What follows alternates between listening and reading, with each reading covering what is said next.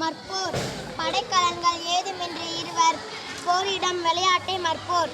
மல் என்பது வலிமையை குறிக்கும். ஒருவர் தனது உடல் வலிமையால் செய்யும் போரே மற்போர். மற்போரில் வெற்றி பெற்றவர்களே மல்லர் என்னும் சொல்லால் குறிக்கும் வழக்கம் இருந்தது. மற்போரில் சிறந்து விளங்கிய காரணத்தால் மாமல்லார் என்ற அக்கால அரசர்கள் போற்றி பெற்றனர்.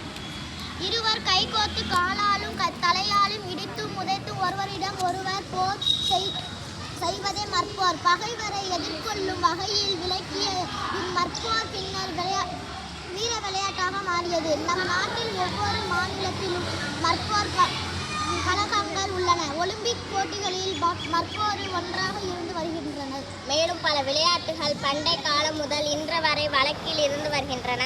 வழுக்கு மரம், நீர் விளையாட்டு, கபடி என்கிற சடுகுடு போன்ற பல விளையாட்டுகளை நாம் இப்போதும் விளையாடி மகிழ்கிறோம்.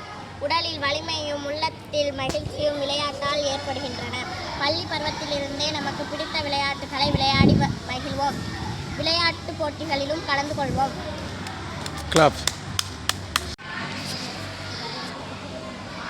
ஏறுதழுவுதல் தமிழரின் வீரத்தை பரிசாற்றும் விளையாட்டுகளில் ஒன்று ஏறுதழுவுதல். ஏறு என்பது காளை மாட்டை குறிக்கும்.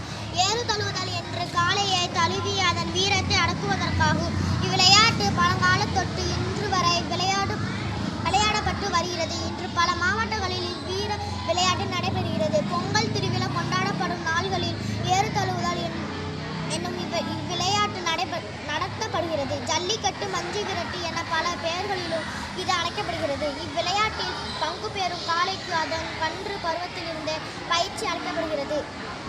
காளையின் கொம்பில் ஜல்லிக்கட்டு துணி கட்டப்பட்டிருக்கும். அதனை எடுப்பவரை வெற்றி பெற்றவராக கருதப்பட்டார்.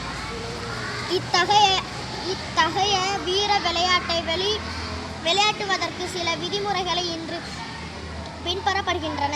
தற்காலத்தில் போட்டியில் கலந்து கொள்ளும் வீரர்கள் மற்றும் காளைகளுக்கு உடல் பரிசோதனை செய்யப்படுகிறது. போட்டி நடைபெறும் போது வாடிவாசலை மறித்து கொண்டு போட்டியாளர்கள் நிற்கக்கூடாது. காளையின் திமில் பகுதியை பிடிப்பதற்கு 15 மீட்டர் தூரம் அல்லது 30 வினாடிகள் அல்லது 3 துள்ளல்களை வரை ஓடும் போட்டியாளர் வெற்றி பெற்றவர் ஆவர். இவ்விளையாட்டில் ஈடுபாடுவதற்கு நல்ல உடல் திறனும் அஞ்சா நெஞ்சம் தேவை.